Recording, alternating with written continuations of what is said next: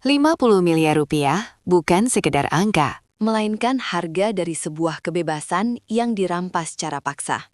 Di balik kilauan gaun pengantin mewah yang membalut tubuhnya, tersimpan sebuah kontrak hitam yang menyegel takdir wanita itu selamanya. Ia mengira telah menemukan jalan keluar dari kehancuran dengan menjual dirinya. Namun tanpa sadar, ia justru menyerahkan seluruh jiwanya ke tangan seorang pria yang hatinya lebih dingin dari baja. CEO penguasa kota itu tidak hanya menginginkan seorang istri di atas kertas. Ia membutuhkan sebuah boneka sempurna untuk menutupi jejak cinta terlarang yang paling kelam. Saat tinta menyentuh kertas, sandiwara ini dimulai. Dan ia tak akan manah menyadari bahwa di balik kemegahan mahar itu, ada lubang hitam yang siap menelannya hidup-hidup dalam pengkhianatan yang tak terbayangkan. Siapkah ia bertahan saat cinta yang ia harapkan hanyalah sebuah jebakan maut yang dirancang dengan sangat rapi? Sebelum kita masuk ke babak pertama dari sandiwara ini, tuliskan di kolom komentar dari kota mana kalian menonton kisah ini sekarang. Kertas putih beraroma parfum mahal itu mendarat dengan suara tajam di atas meja marmer. Maya menatap dokumen di depannya tanpa berkedip. Di bagian atas, tertulis jelas dengan huruf tebal, surat perjanjian perceraian. Tanda tangani itu, Maya. Aku sudah bosan berpura-pura menjadi suami yang baik untuk wanita membosankan sepertimu. Suara Aris terdengar dingin, tanpa ada sisa kehangatan yang dulu pernah ia janjikan. Maya mendongak, menatap pria yang telah menjadi suaminya selama 3 tahun terakhir. Di samping Aris, berdiri ibu mertuanya, Sarah, yang menyilangkan tangan di dada dengan senyum merendahkan. Jangan harap kamu bisa membawa sepeser pun harta keluarga Wijaya, timpal Sarah ketus. 3 tahun ini kamu sudah cukup beruntung bisa tinggal di rumah semewah ini. Seharusnya kamu tahu diri, anak yatim piatu sepertimu sama sekali tidak pantas bersanding dengan putraku yang terhormat. Maya tetap diam. Wajahnya yang pucat tidak menunjukkan emosi apapun, membuat Aris merasa kesal. Ia terbiasa melihat Maya yang penurut, Maya yang selalu menunduk saat dimarahi, dan Maya yang rela menjadi pelayan di rumah ini demi cinta. Kenapa diam saja? Kamu ingin meminta kompensasi? Aris tertawa sinis, lalu melemparkan selembar cek senilai 100 juta rupiah ke wajah Maya. Ambil itu, belilah martabatmu yang sudah hilang. Besok, aku akan menikahi Siska. Dia jauh lebih berguna untuk karierku daripada istri rumahan yang hanya tahu cara mencuci baju.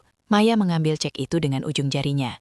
Ia memperhatikannya sebentar, lalu perlahan merobeknya menjadi serpihan kecil di depan mata Aris yang terbelalak. 100 juta, Maya akhirnya bersuara.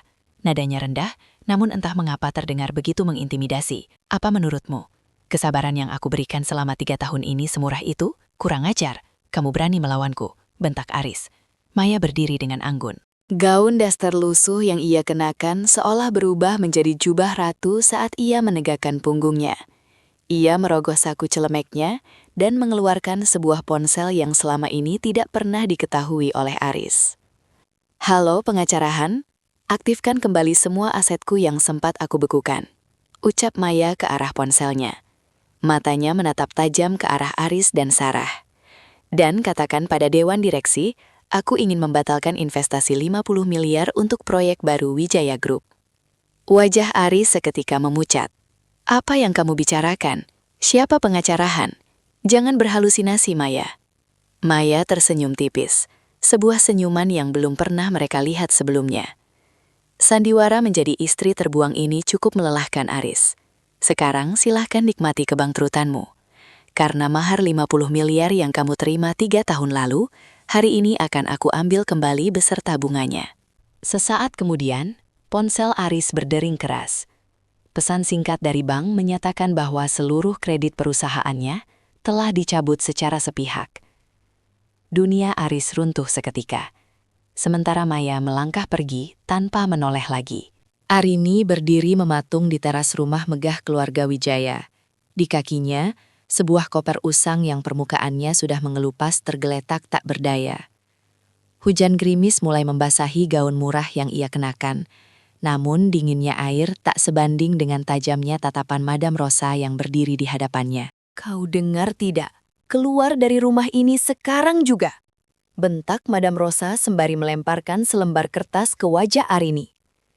Itu surat cerai. Tanda tangani, dan lenyaplah dari hidup putraku. Kau pikir wanita miskin sepertimu pantas bersanding dengan pewaris tunggal Wijaya Group? Arini menoleh ke arah Adrian, pria yang telah menjadi suaminya selama 2 tahun. Pria itu hanya berdiri di ambang pintu, bersandar dengan angkuh sambil menyesap whisky di tangannya. Tidak ada pembelaan, tidak ada rasa iba. Hanya ada sorot mata merendahkan yang sangat asing bagi Arini. Arini, sadarlah. Pernikahan kita ini hanyalah kesalahan masa lalu. Suara Adrian terdengar dingin, nyaris tanpa emosi. Aku sudah menemukan wanita yang setara denganku. Siska akan memberiku koneksi bisnis yang besar, bukan sekedar cucian bersih dan masakan hambar setiap pagi. Arini tersenyum getir, menahan sesak yang menghantam dadanya. Ia merogoh saku bajunya, mengeluarkan sebuah pulpen tua, lalu menandatangani kertas itu di atas kopernya yang basah, tanpa ragu sedikit pun. Jika kemewahan ini yang membuatmu buta, maka aku tidak punya alasan untuk bertahan. Aku pergi. Ucap Arini dengan suara bergetar, namun tegas. Baru saja Arini melangkah menuju gerbang, deru mesin mobil mewah memecah kesunyian malam. 3 buah sedan hitam mengkilap, berhenti tepat di depan rumah itu, menghalangi jalan. Seorang pria paruh baya bersetelan jas mahal turun dengan tergesa-gesa, diikuti oleh beberapa ajudan berbadan tegap. Madam Rosa dan Adrian mengernyit bingung. Siapa tamu penting yang datang di jam seperti ini? Pria bersetelan jas itu mengabaikan keberadaan Madam Rosa dan Adrian. Ia langsung melangkah menuju Arini dan membungkuk hormat di hadapannya. Nona muda, maafkan kami terlambat menjemput Anda. Ucap pria itu dengan suara yang berat dan penuh wibawa. Seluruh aset keluarga Adiwangsa telah dipulihkan. Mahar sebesar 50 miliar rupiah sebagai modal awal kembalinya Anda ke dunia bisnis sudah siap dipindahkan ke rekening utama malam ini. Mata Madam Rosa nyaris melompat keluar. Apa, Nona muda? Apa maksudmu, Pak Tua? Dia ini hanya gelandangan yang kami pungut dari panti asuhan. Pria berjas itu menatap Madam Rosa dengan tatapan tajam yang mematikan. Jaga bicaramu, Nyonya. Wanita yang kau usir ini adalah pewaris tunggal Adiwangsa Group yang selama ini menyamar. Dan mulai detik ini, semua kontrak kerjasama Wijaya Group dengan perusahaan kami resmi dibatalkan. Wajah Adrian mendadak pucat pasi. Gelas whisky di tangannya jatuh dan pecah berkeping-keping di lantai pualam. Arini, apa maksud semua ini? Arini berbalik, menatap mantan suaminya dengan sorot mata yang kini penuh dengan otoritas. Sandiwara istri terbuang ini sudah selesai, Adrian. Selamat menikmati kehancuranmu. Tanpa menoleh lagi, Arini masuk ke dalam mobil mewah itu, meninggalkan keluarga Wijaya yang terpaku dalam penyesalan yang terlambat. Tanda tangani surat cerai ini sekarang, Arini. Jangan mimpi kamu bisa membawa 1 sen pun dari harta anakku. Suara Bulastri menggelegar, memecah keheningan ruang tamu mewah itu. Arini menatap kertas di atas meja marmer dengan pandangan datar. Di samping Bulastri, Adrian berdiri mematung sambil merangkul pinggang Siska, wanita yang selama ini menjadi duri dalam rumah tangga mereka. Siska tersenyum penuh kemenangan. Jemarinya yang lentik mengusap lengan Adrian dengan posesif, seolah ingin menegaskan siapa ratu baru di rumah ini. Arini, sudahlah. Kita tidak cocok. Kamu hanya beban bagi karirku. Ucap Adrian tanpa sedikit pun rasa bersalah di matanya. Aku akan memberimu 100 juta sebagai uang pisah. Itu sudah lebih dari cukup untuk orang miskin sepertimu. Ambil uang itu dan pergilah dari hidupku. Arini perlahan mengangkat wajahnya. Tidak ada air mata yang jatuh seperti biasanya.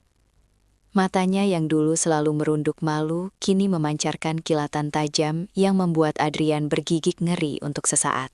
100 juta? Kamu pikir harga diriku semurah itu, Mas?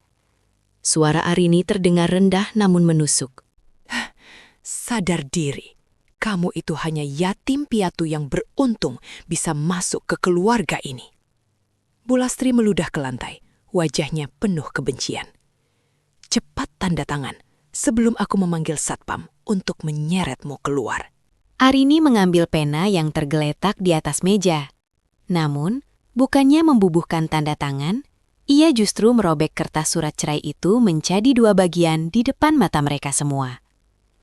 Serpihan kertas itu jatuh berserakan di atas karpet mahal. Berani-beraninya kamu, teriak Adrian, wajahnya memerah padam karena amarah. Tepat saat Adrian hendak maju untuk mencengkram lengan Arini, ponsel Arini yang tergeletak di atas meja bergetar hebat. Sebuah notifikasi pesan singkat muncul di layar yang sengaja ia letakkan menghadap ke atas. Adrian tak sengaja meliriknya, dan seketika itu juga gerakannya terhenti. Matanya membelalak, napasnya seolah tercekat di tenggorokan, melihat deretan angka 0 yang mustahil. Saldo masuk, 50 juta rupiah. Pengirim, Global Heritage Trust. Apa-apaan ini? Adrian terbata. Ia menyambar ponsel Arini dengan tangan yang mulai gemetar hebat. Dari mana kamu mendapatkan uang sebanyak ini? Ini pasti penipuan. Arini berdiri dengan anggun, merapikan dress sederhananya yang kini justru terlihat seperti jubah seorang ratu. Ia melangkah mendekati Adrian, lalu membisikkan sesuatu tepat di telinga suaminya yang masih mematung tak percaya. Mas ingat mahar 50 miliar yang dijanjikan mendiang ayahmu saat pernikahan kita? Kamu pikir itu hanya dongeng agar aku mau menikahimu? Arini menarik napas sejenak, memberikan senyum paling dingin yang pernah mereka lihat. Uang itu bukan untukmu, tapi untuk membeliku agar tetap tinggal di rumah ini. Dan sekarang, aku baru saja mencairkannya untuk membeli seluruh saham perusahaanmu yang hampir bangkrut itu.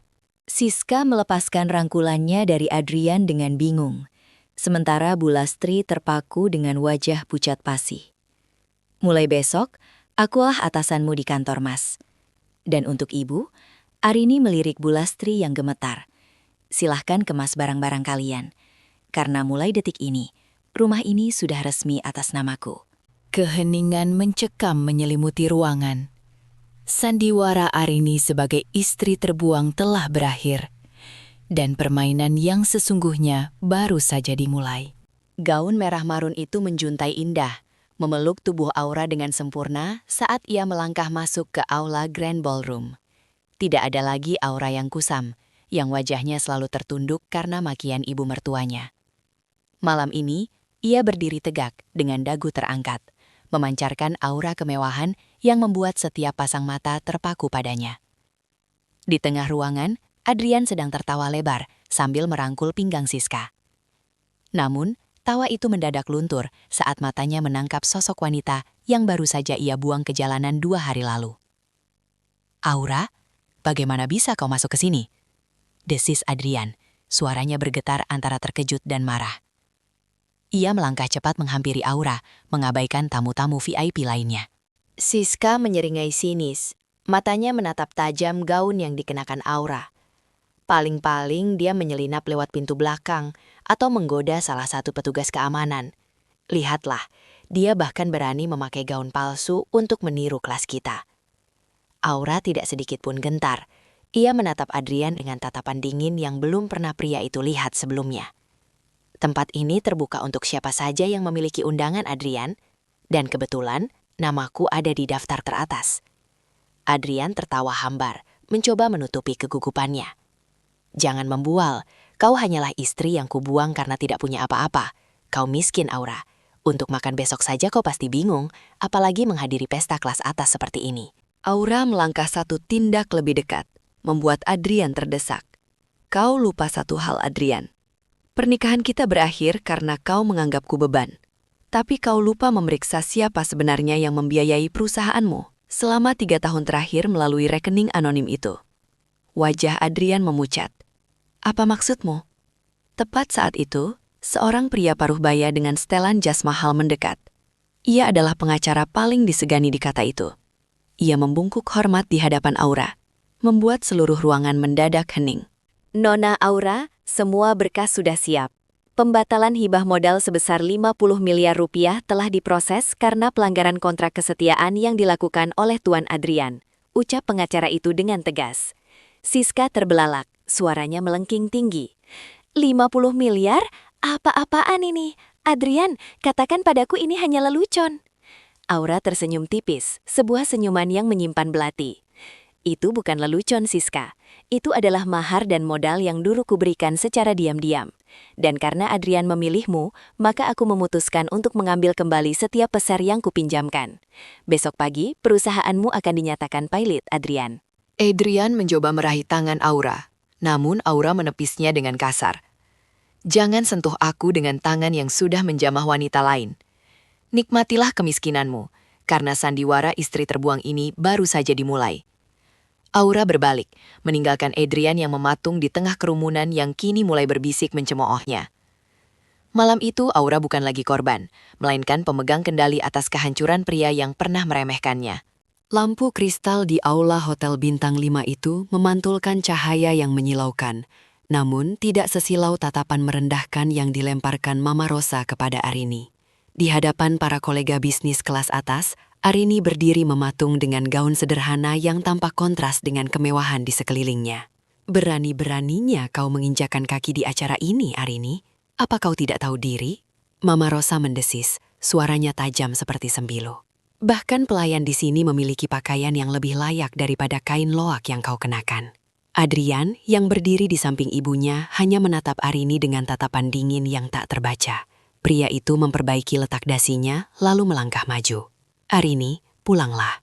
Jangan mempermalukan aku lebih jauh lagi. Cek yang kuberikan kemarin seharusnya cukup untuk membuatmu menghilang dari pandanganku selamanya. Arini menarik napas panjang, merasuki keheningan yang mendadak mencekam. Ia menatap Adrian tepat di matanya. Cek 500 juta itu. Aku sudah menyobeknya, Adrian. Itu bahkan tidak cukup untuk membayar biaya parkir mobil-mobil yang akan segera datang menjemputku. Tawa Mama Rosa meledak, memancing perhatian tamu-tamu lain. Dengar itu, si miskin ini mulai berhalusinasi.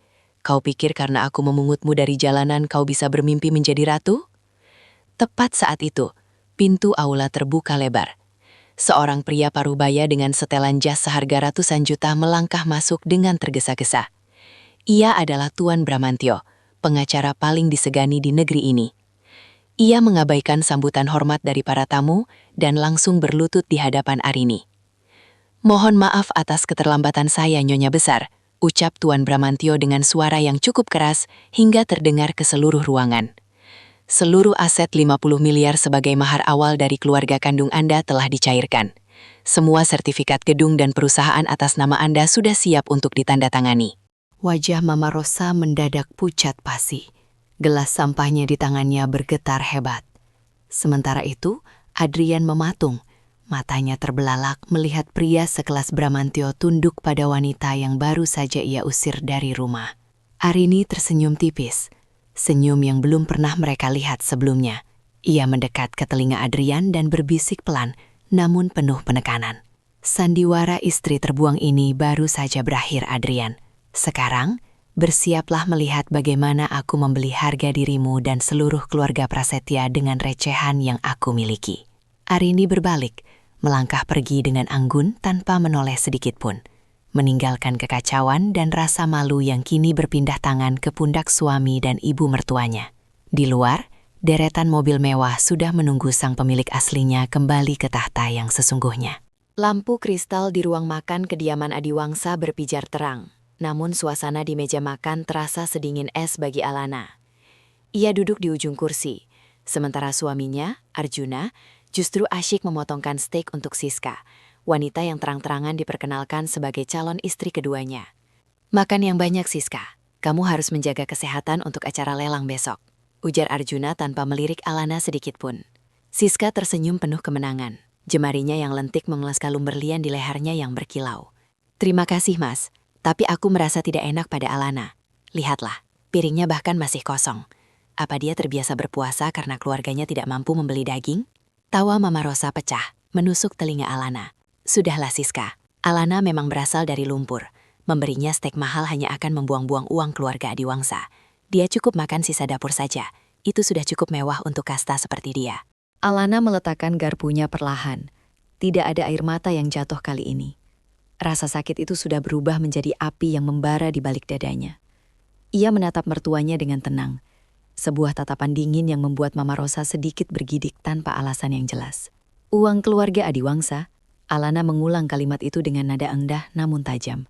Mama yakin masih ada uang yang tersisa di rekening perusahaan setelah kerugian besar di bursa saham bulan lalu. Wajah Arjuna seketika menegang.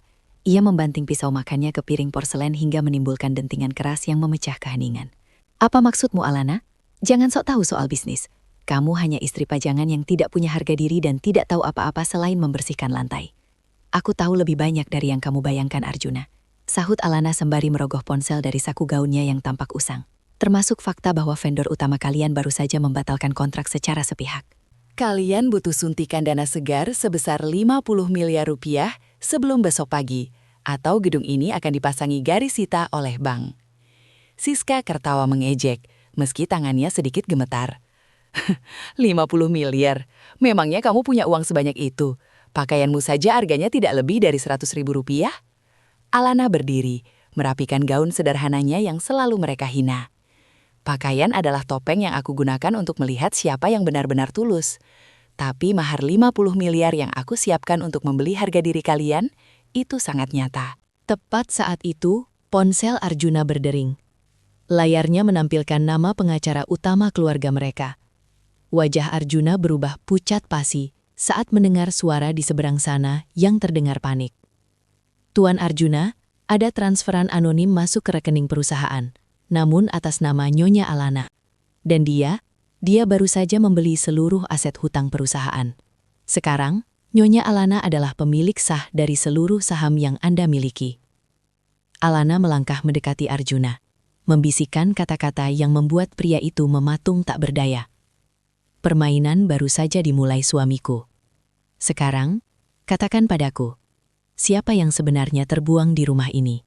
Lantai marmer gedung mewah itu seolah bergetar di bawah tumit stiletto merah milik Arini. Tidak ada lagi daster kusam atau aroma bawang yang menempel di tubuhnya. Kini, ia adalah definisi keanggunan yang mematikan dalam balutan gaun sutra hitam yang melekat sempurna. Di ujung aula, Bu Ratna dan Aditya berdiri dengan wajah pucat seolah baru saja melihat hantu bangkit dari kubur. Arini, bagaimana mungkin gelandangan sepertimu bisa masuk ke acara tertutup ini?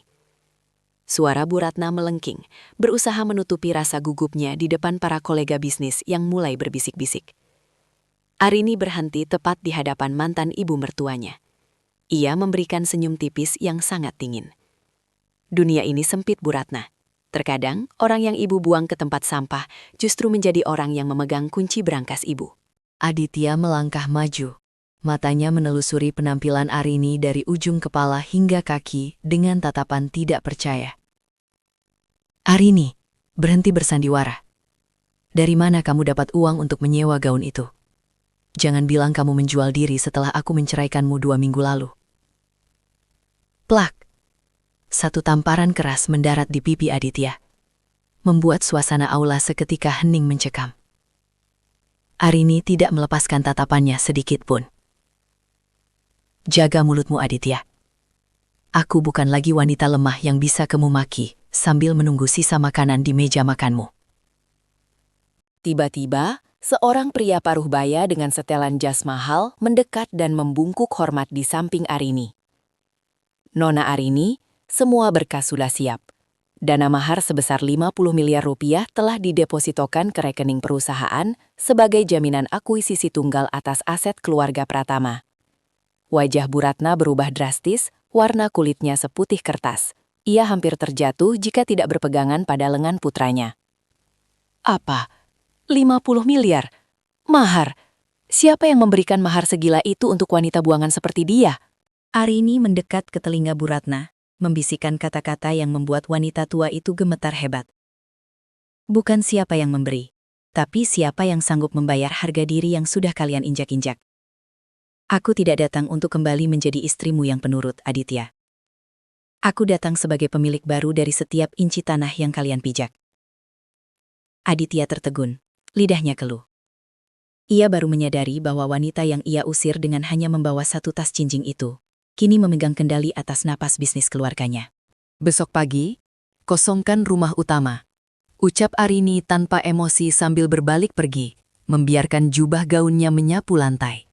Atau aku akan menagih setiap rupiah dari 50 miliar itu dengan nyawa reputasi kalian. Arini terus berjalan lurus tanpa menoleh lagi, meninggalkan puing-puing kesombongan keluarga yang dulu menghancurkannya. Sandiwara ini baru saja dimulai, dan kali ini dialah sutradaranya. Aula megah Grand Astoria malam itu dipenuhi oleh aroma parfum mahal dan gemerlap berlian. Kinanti berdiri di pojok ruangan, mengenakan gaun sederhana yang tampak kontras dengan kemewahan di sekelilingnya. Di hadapannya, Adrian, pria yang baru saja menceraikannya seminggu lalu, berdiri dengan angkuh sambil merangkul pinggang Maya, wanita yang menjadi alasan Kinanti diusir dari rumah. "Sudah kubilang, Kinanti, tempatmu bukan di sini. Bau kemiskinanmu merusak suasana pesta pertunanganku," sindir Adrian dengan tawa meremehkan. Maya melirik sinis, lalu menuangkan sisa sampahnya ke arah sepatu Kinanti. "Oh, maaf, tanganku terpeleset. Tapi kurasa sepatu murahmu itu memang sudah seharusnya basah, agar terlihat sedikit lebih bersih." Kinanti tidak bergeming. Ia hanya menatap mereka dengan tatapan datar yang sulit diartikan. Tidak ada air mata, tidak ada permohonan maaf seperti biasanya.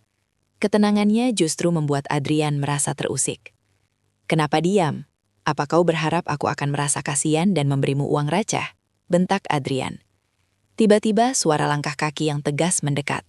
Sosok pria paruh baya dengan setelan jas eksklusif, Tuan Baskoro, direktur utama bank swasta terbesar di negara ini, berjalan membelah kerumunan. Adrian segera memasang wajah manis, berharap bisa mendapatkan investasi besar dari pria itu. "Tuan Baskoro, suatu kehormatan Anda hadir di pesta kecil saya," ucap Adrian sambil mengulurkan tangan. Namun Baskoro mengabaikan tangan Adrian. Ia justru membungkuk hormat tepat di depan Kinanti. Seluruh ruangan mendadak hening. Napas Adrian tertahan di tenggorokan saat melihat pemandangan mustahil itu. "Mohon maaf atas keterlambatan saya, Ibu Kinanti. Dana mahar sebesar 50 miliar rupiah yang Anda minta sudah kami cairkan dan dipindahkan ke rekening utama sesuai instruksi Anda." Seluruh aset properti atas nama keluarga besar Adrian juga telah resmi dialihkan menjadi milik Anda sejak 10 menit yang lalu. Lapor Baskoro dengan suara lantang yang bergema di seluruh aula. Wajah Adrian memucat seketika. Gelas di tangan Maya terjatuh, hancur berkeping-keping di lantai. "Apa maksudnya ini? Mahar 50 miliar? Properti saya." Suara Adrian bergetar hebat. Kinanti akhirnya tersenyum kecil. Ia melangkah maju, menatap Adrian tepat di matanya. "Kau pikir aku hanyalah gadis desa yatim piatu yang bisa kau injak-injak setelah kau ambil keuntungannya? Adrian, aku setuju menikahimu hanya untuk menguji seberapa rendah moralitas keluargamu. Dan sekarang, ujian itu selesai." Kinanti mengambil sebuah dokumen dari tangan Baskoro dan melemparnya ke dada Adrian. "Mulai malam ini, kau bukan lagi pemilik rumah itu. Kau dan calon istrimu punya waktu 1 jam untuk mengosongkan tempat tinggalmu sebelum petugas keamanan menyeret kalian keluar." Adrian jatuh terduduk di lantai yang dingin. Sandiwara istri terbuang itu telah berakhir. Dan kini Kinanti berdiri sebagai pemegang kendali atas hidup mereka yang hancur.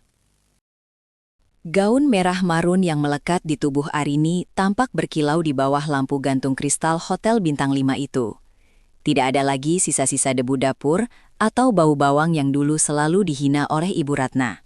Malam ini, Arini berdiri dengan dagu tegak, memancarkan aura yang membuat setiap pasang mata di aula besar itu enggan berkedip. Di sudut ruangan, Adrian mematung. Gelas sampahnya di tangannya hampir terlepas saat melihat sosok yang sangat dikenalnya, namun terasa begitu asing.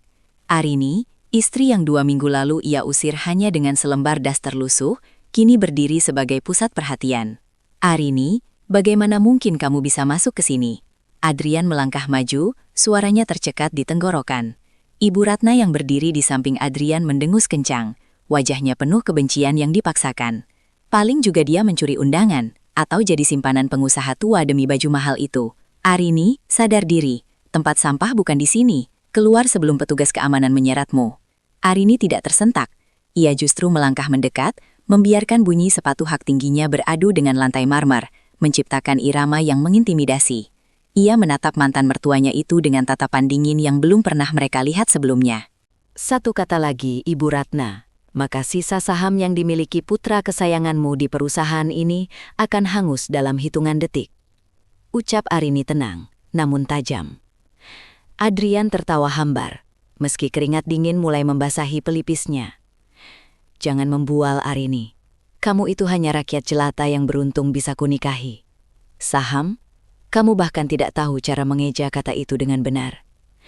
Arini mengeluarkan sebuah amplop hitam dengan logo emas dari tas tangannya yang seharga 1 unit mobil mewah. Ia melemparkannya ke dada Adrian. Buka dan bacalah.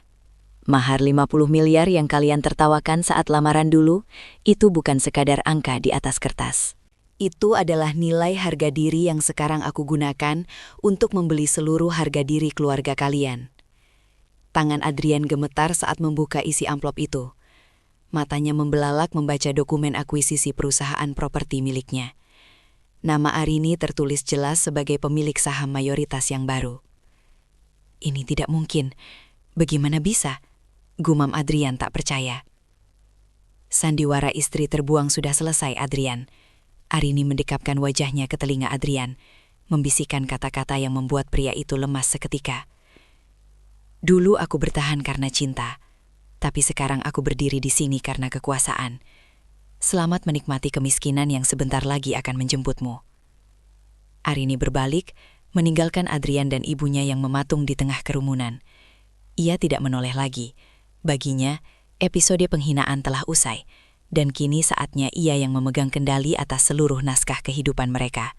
Aula megah Grand Astoria malam itu dipenuhi oleh aroma parfum mahal dan gemerlap berlian. Kinanti berdiri di pojok ruangan, mengenakan gaun sederhana yang tampak kontras dengan kemewahan di sekelilingnya. Di hadapannya, Adrian, pria yang baru saja menceraikannya seminggu lalu, berdiri dengan angkuh sambil merangkul pinggang Maya, wanita yang menjadi alasan Kinanti diusir dari rumah.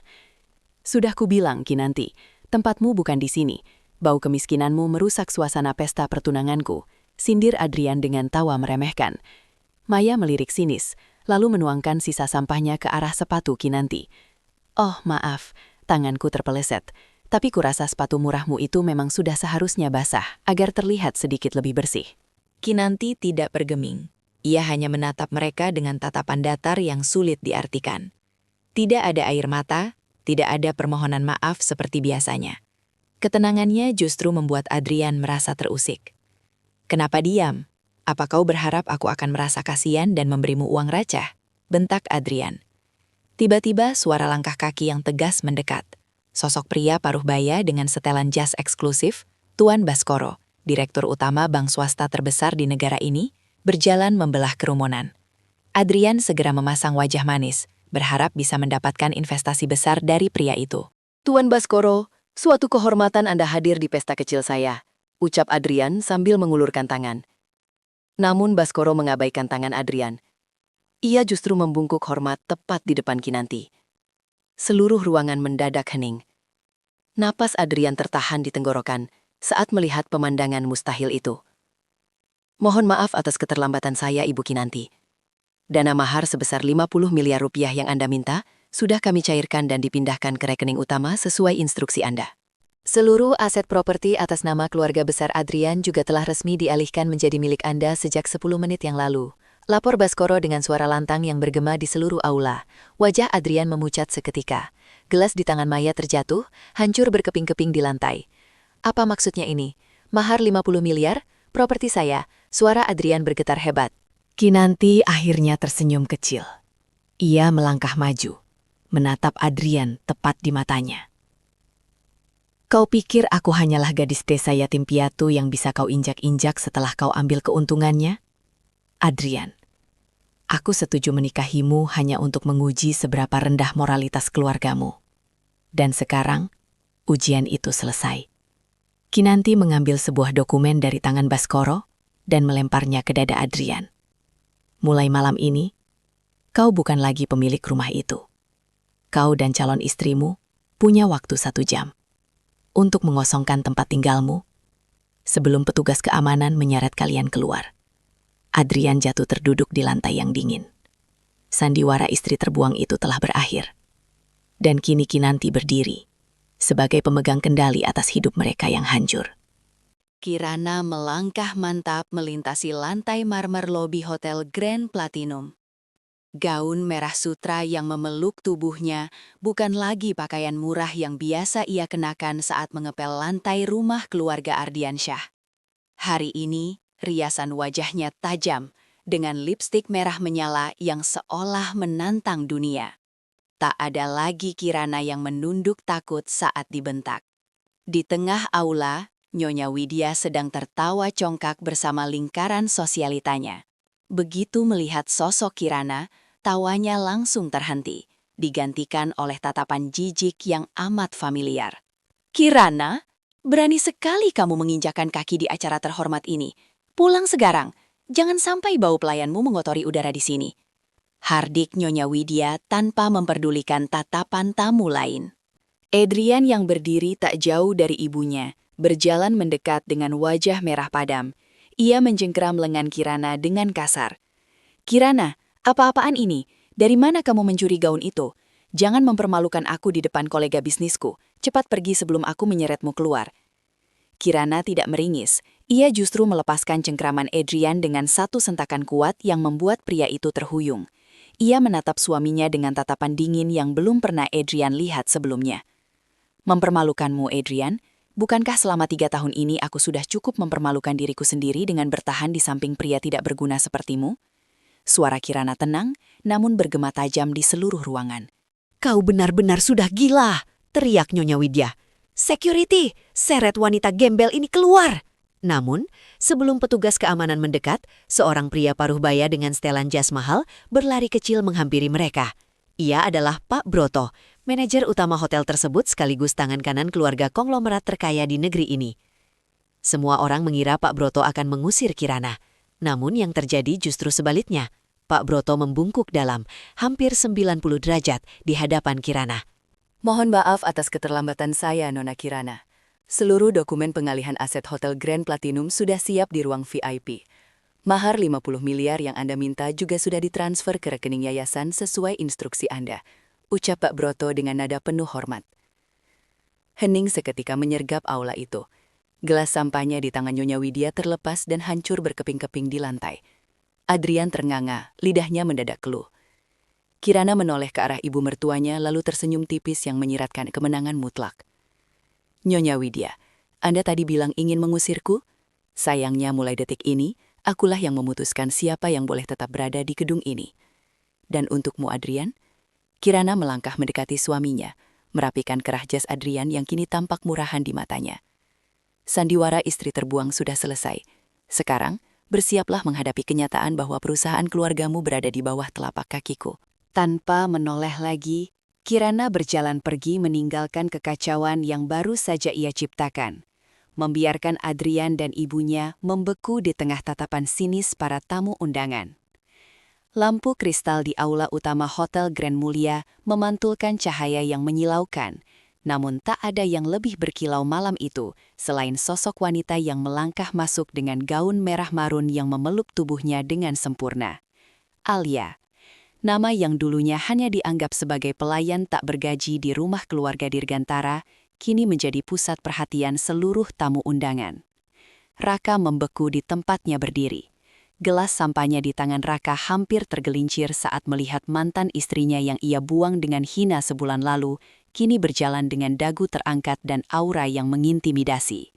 Di sampingnya, Siska, wanita yang kini menduduki posisi sebagai Nyonya Raka, langsung memasang wajah masam yang tak bisa disembunyikan. "Raka, lihat itu. Kenapa pengemis itu bisa masuk ke acara sepenting ini?"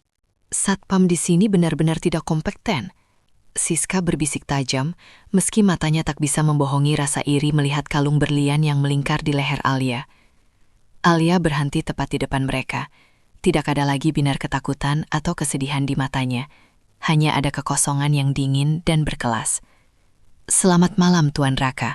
Sepertinya Anda sangat terkejut melihat saya di sini," sapa Alia dengan suara yang tenang namun menusuk.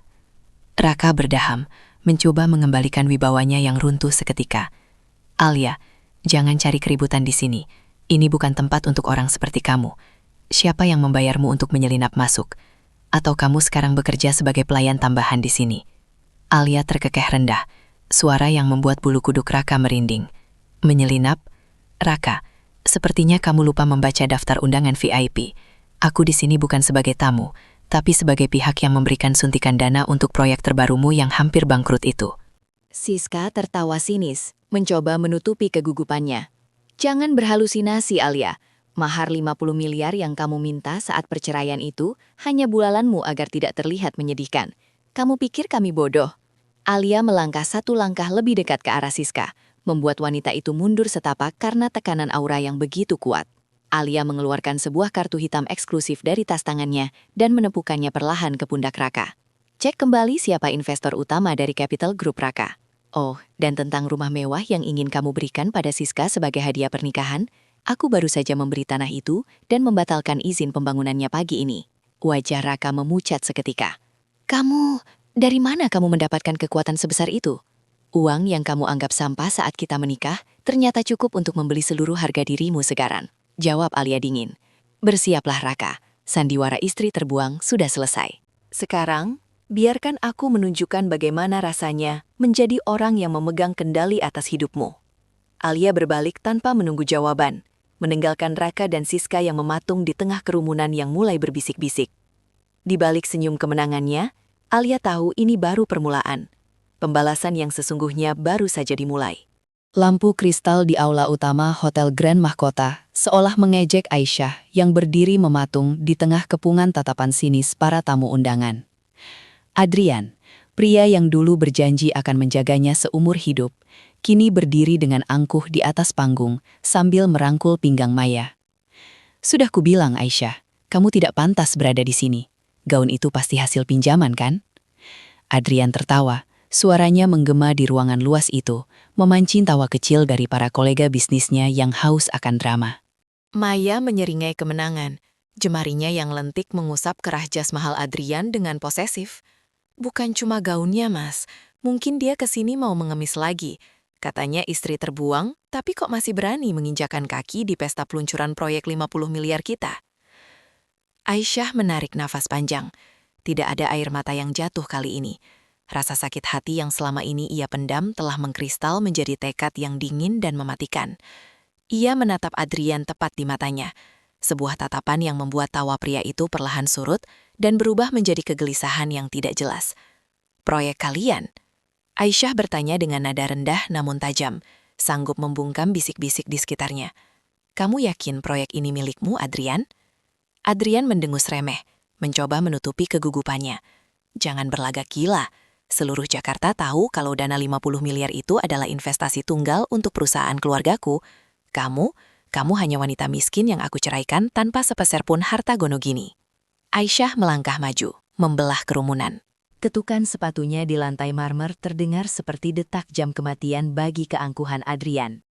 Ia mengeluarkan sebuah kartu hitam dengan logo emas yang sangat langka dan melemparkannya ke atas meja di depan Adrian.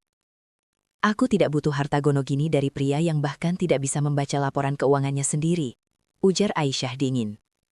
Mahar 50 miliar yang kamu banggakan itu bukan darimu untukku, Adrian, tapi dari perusahaanku untuk membeli harga dirimu yang murah itu.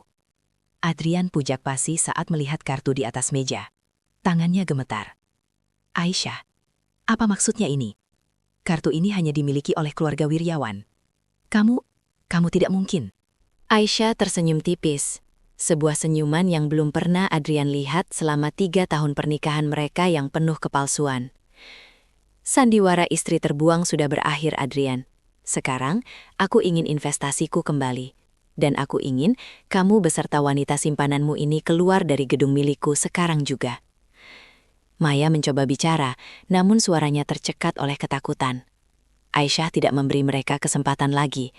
Ia berbalik, membiarkan gaun sutranya melambai anggun, meninggalkan Adrian yang kini baru menyadari bahwa ia baru saja membuang berlian demi segenggam kerikil yang tak berharga.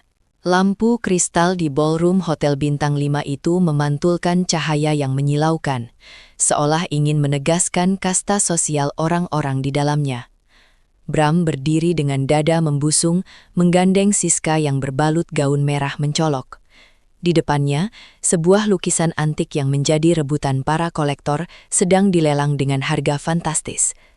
5 miliar, seru Bram dengan nada congkak. Dia menoleh ke arah kerumunan, mencari decak kagum yang biasa dia dapatkan sejak menceraikan Aditya. Namun, langkah kaki yang tenang namun tegas di atas lantai marmer tiba-tiba mengalihkan perhatian semua orang. Seorang wanita dengan gaun sutra hitam yang elegan masuk ke dalam ruangan.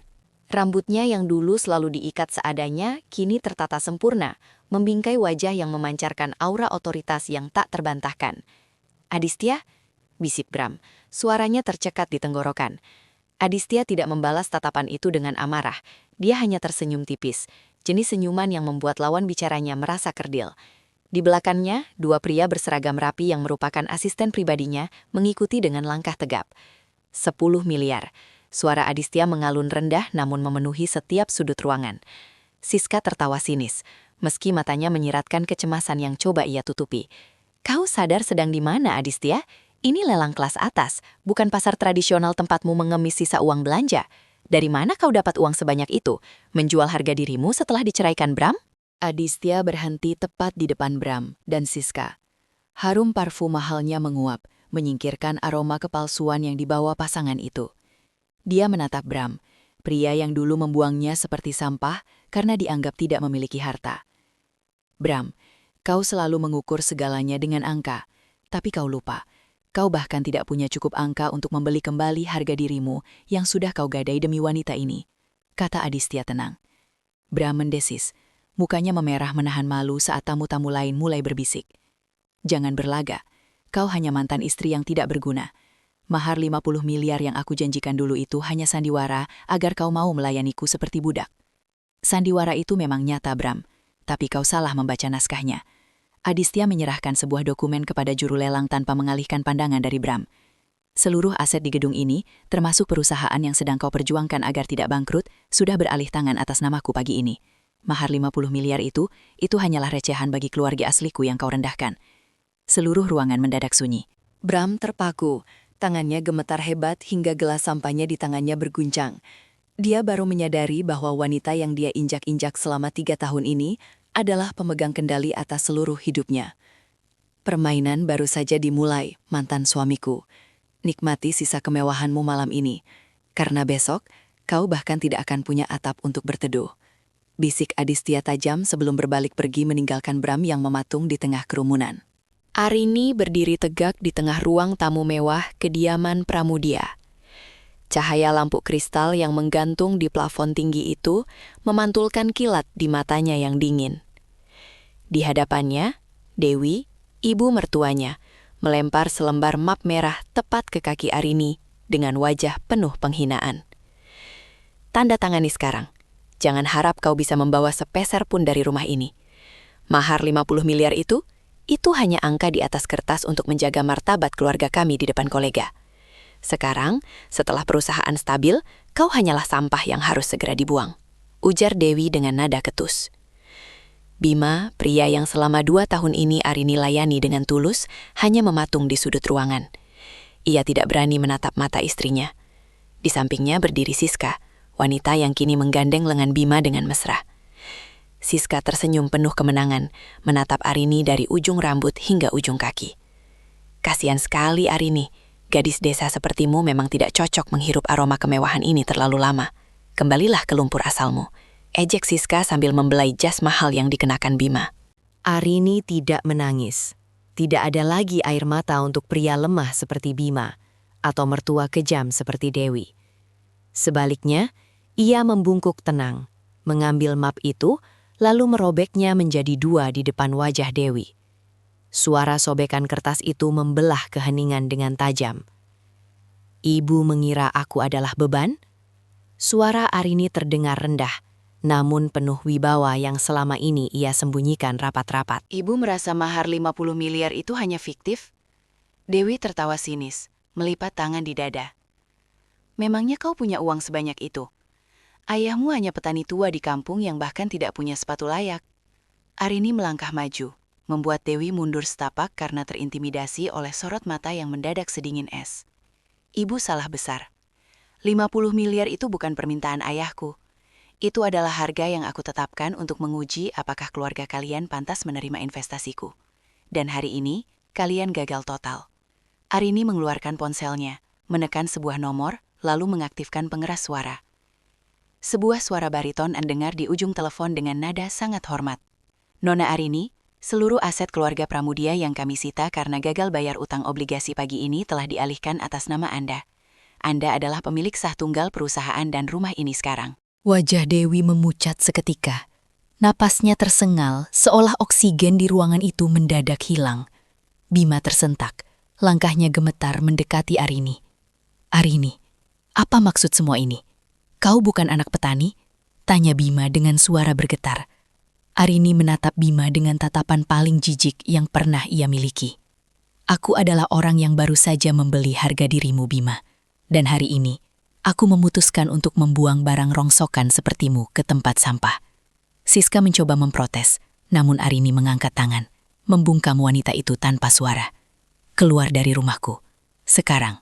Sebelum aku memanggil keamanan untuk menyeret kalian semua keluar seperti gelandangan.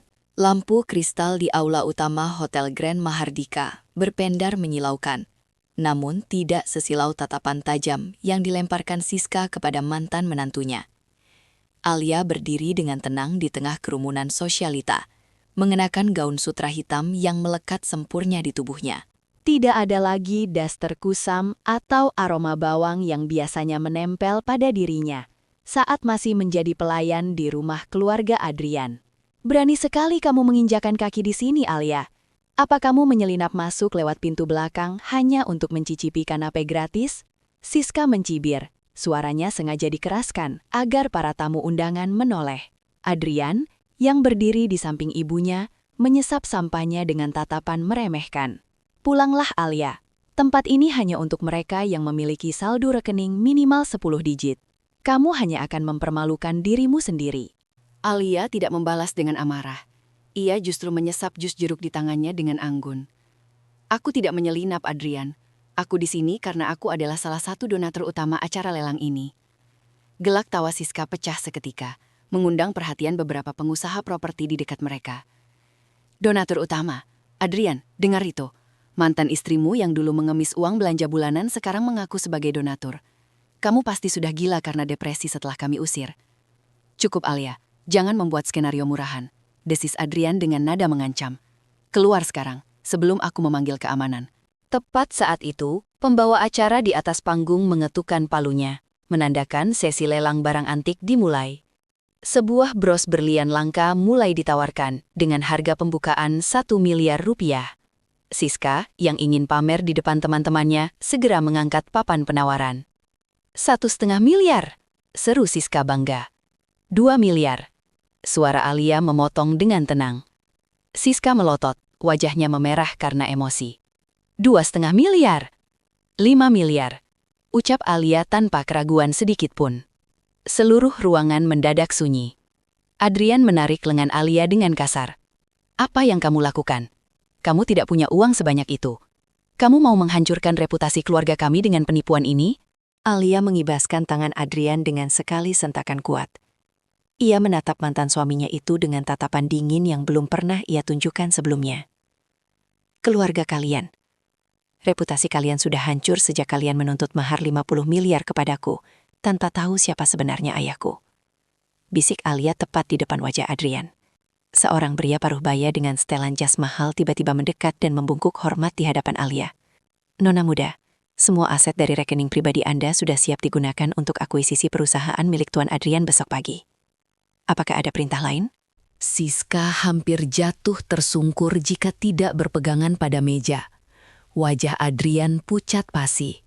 Ia menyadari satu hal yang terlambat. Wanita yang ia buang seperti sampah ternyata adalah pemilik tahta yang selama ini ia incar. Sandiwara istri terbuang sudah selesai, Adrian. Sekarang, mari kita lihat berapa harga diri kalian di pasar lelang ini. Ucap Alia sambil tersenyum tipis, meninggalkan mereka yang mematung dalam kehancuran. Lampu gantung kristal di ballroom Grand Mulia memantulkan cahaya yang menyilaukan, namun tidak sesilau senyum kemenangan di wajah Arlan. Di sampingnya, Siska memamerkan gaun merah menyala yang harganya setara dengan cicilan rumah mewah. Mereka merasa berada di puncak dunia, menanti kedatangan investor misterius yang dijanjikan akan menyelamatkan perusahaan keluarga yang nyaris kolaps. Ingat Arlan, Jangan biarkan perempuan rendahan itu mengganggu pikiranmu lagi. Naya sudah kita buang ke tempat sampah, tempat yang seharusnya bagi dia. Bisik Siska sembari merapikan dasi Arlan dengan gerakan posesif. Arlan mengangguk mantap. Dia hanya masa lalu yang memalukan Siska. Fokus kita adalah memenangkan hati pemilik Diamond Group malam ini. Tanpa suntikan dana mereka, kita habis. Tiba-tiba, pintu besar ballroom terbuka. Suasana mendadak hening. Seorang wanita melangkah masuk dengan anggun. Gaun sutra berwarna biru dongker yang membalut tubuhnya berkilau indah, senada dengan kalung berlian yang melingkar di leher jenjangnya. Rambutnya yang dulu selalu kusam dan tertutup debu dapur, kini tertata rapi, memancarkan aura otoritas yang tak terbantahkan. Gelas sampahnya di tangan Arlan hampir merosot. Matanya membelah tak percaya. Naya? Siska mendengus sinis, meski wajahnya mendadak pucat pasi. Tidak mungkin. Itu pasti orang lain yang mirip dengannya. Naya tidak mungkin punya uang untuk membeli sehelai benang pun dari gaun itu. Wanita itu berhenti tepat di depan mereka. Senyumnya tenang, namun tatapannya sedingin es. Tidak ada lagi binar ketakutan atau pengabdian di matanya yang dulu selalu tunduk pada bentakan Arlan maupun hinaan ibu mertuanya. Selamat malam Tuan Arlan. Senang melihatmu masih bisa berpesta di tengah bayang-bayang kebangkrutan, ucap Naya dengan suara merdu yang menusuk. Naya, beraninya kau menampakkan muka di sini, seru Arlan, suaranya bergetar antara amarah dan kebingungan. Keluar sebelum aku memanggil keamanan. Kau pikir dengan menyewa baju mahal ini kau bisa setara dengan kami? Naya terkekeh pelan, sebuah tawa yang merendahkan. Ia mengeluarkan sebuah map hitam dari tas mewahnya dan melemparkannya ke dada Arlan. Silahkan panggil keamanan Arlan, tapi sebelum itu baca dokumen itu. Aku adalah pemilik tunggal Diamond Group, investor yang kau tunggu-tunggu sambil berlutut itu. Dan mahar 50 miliar yang dulu kau anggap lelucon saat menceraikanku, itu hanya uang sakuku dalam 1 bulan. Siska menjerit histeris. Kau bohong, kau hanya menantu buangan yang tidak punya apa-apa. Naya melangkah 1 langkah lebih dekat, membuat Siska mundur ketakutan hingga menabrak meja saji. Aku membiarkan kalian membuangku, agar aku tahu siapa yang benar-benar setia. Dan sekarang Arlan, sandiwara istri terbuang ini sudah berakhir. Sekarang saatnya aku menagih semua hutangmu, termasuk harga diriku yang kau injak-injak. Arlan mematung, tangannya gemetar saat membuka map itu dan melihat tanda tangan Naya sebagai direktur utama. Dunia yang baru saja ia banggakan, seketika runtuh di bawah kaki mantan istrinya. Edian berdiri di tengah aula megah itu dengan dagu terangkat tinggi. Di sampingnya, Siska menggandeng lengannya dengan raut wajah penuh kemenangan. Malam ini adalah penentuan bagi masa depan bisnisnya. Investasi sebesar 50 miliar yang ia idamkan hanya tinggal selangkah lagi. Dan ia yakin sang investor misterius akan segera muncul. Mana istrimu yang malang itu, Edian? Aku dengar dia sekarang bekerja menjadi pelayan di pinggiran kota untuk menyambung hidup. Bisik Siska seraya tertawa kecil, suaranya syarat akan penghinaan. Edian mendengus remeh, menyesap sampahnya dengan angkuh. Lupakan Ananda. Wanita itu hanya sampah yang sudah kubuang ke tempat yang seharusnya. Dia tidak punya martabat, apalagi uang. Dia tidak pantas berada di tempat semewah ini, bahkan untuk sekadar membersihkan lantainya. Tiba-tiba, pintu aula terbuka lebar. Seluruh pasang mata tertuju pada sosok wanita yang melangkah masuk dengan gaun sutra berwarna hitam pekat yang menjuntai indah. Kilau berlian langka di lehernya seakan mengejek lampu kristal yang menggantung di langit-langit. Langkahnya tenang, namun auranya membuat seluruh ruangan mendadak hening seketika. Adrian mematung. Gelas di tangannya hampir terlepas saat ia mengenali wajah di balik riasan elegan itu. Ananda? Ananda berhenti tepat di depan Adrian. Ia tidak menatap mantan suaminya itu dengan tatapan memelas seperti biasanya. Sebaliknya, tatapannya dingin, setajam silet yang siap menguliti kesombongan pria di hadapannya. Senang melihatmu masih bisa bermimpi besar, Adrian. Suara Ananda mengalun rendah namun penuh penekanan. Apa yang kau lakukan di sini? Ini acara untuk kalangan kelas atas. Satpam, usir wanita ini. Dia hanya gelandangan yang mencoba menyusup. Teriak Adrian dengan wajah memerah karena malu dan marah. Namun tak ada satupun petugas keamanan yang bergerak.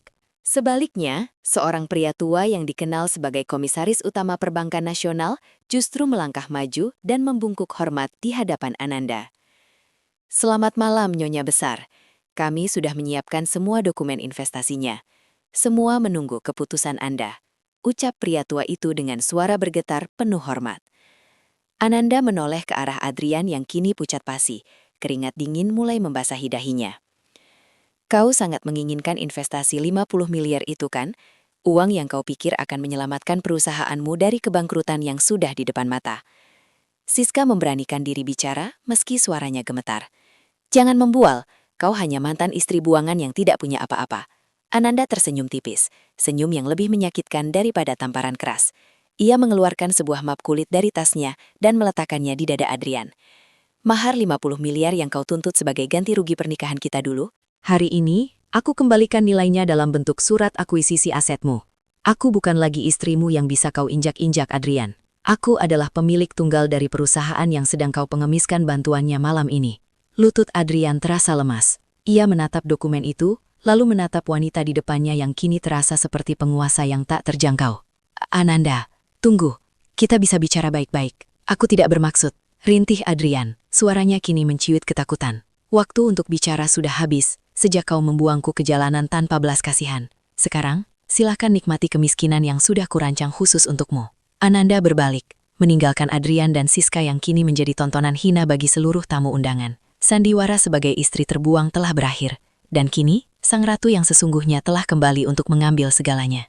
Ruang tamu utama kediaman keluarga Wijaya terasa mencekam.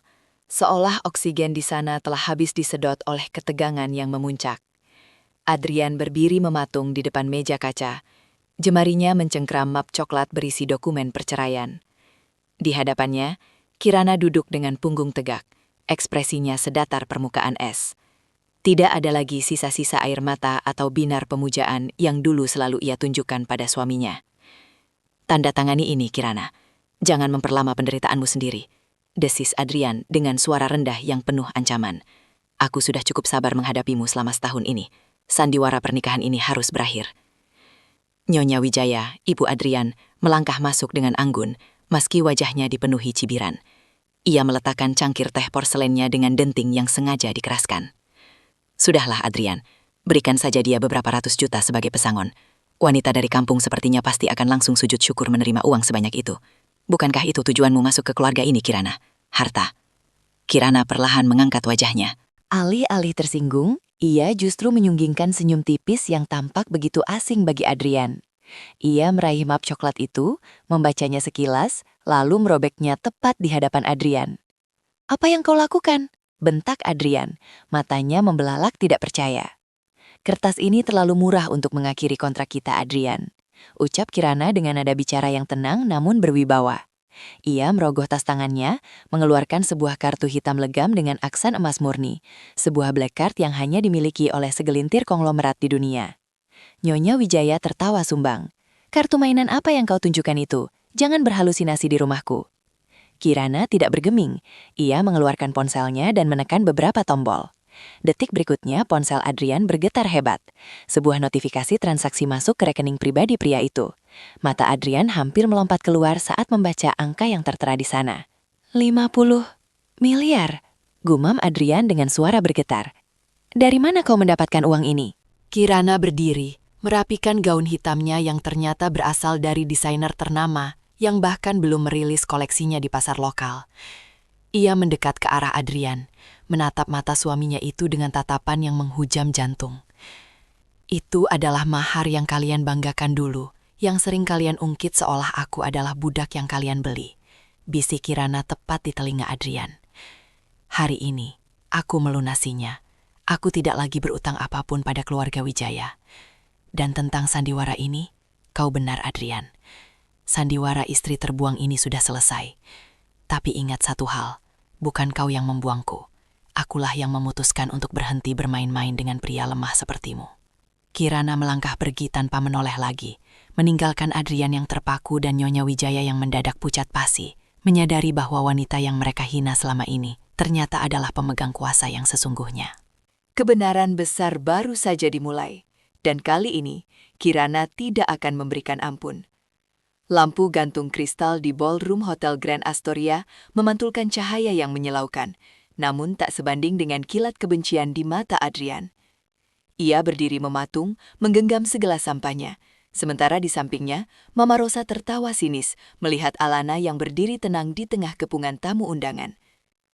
"Alana, untuk apa kau datang ke sini? Ini acara lelang amal kaum elit, bukan tempat penampungan gelandangan," sindir Mama Rosa tajam. Suaranya melengking, sengaja agar didengar oleh kolega bisnis mereka yang mulai berbisik-bisik. Adrian melangkah maju, menatap mantan istrinya dengan tatapan merendahkan. "Kau sudah kubuang, Alana. Uang kompensasi perceraian yang kuberikan seharusnya cukup untuk kau membuka warung kecil di desa, bukan untuk menyewa gaun mahal ini dan berpura-pura menjadi sosialita. Jangan mempermalukan dirimu sendiri." Alana tersenyum tipis.